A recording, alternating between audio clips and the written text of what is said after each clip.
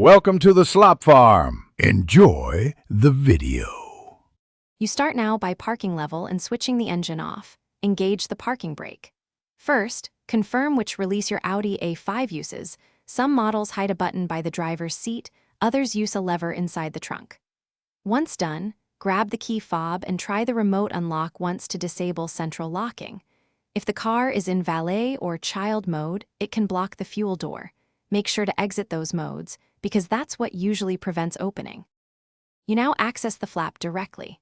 If the interior release did not work, open the trunk and remove the left side panel to find the manual cable or emergency release. Press the release button once while you apply gentle outward pressure on the fuel flap. This relieves binding from wax or debris. For electronic systems, cycle the ignition to accessory, then try the remote release. Sometimes the module needs power to actuate. Make sure to listen for a click. That tells you the latch disengaged. You finish by opening the fuel cap. Twist counterclockwise until it stops, then remove. When refueling, replace the cap and turn until it clicks at least once. This ensures the evaporative system seals. If the latch remains stiff, apply silicone spray or automotive de-icer to the edge and operate the release several times. This clears corrosion without harming paint.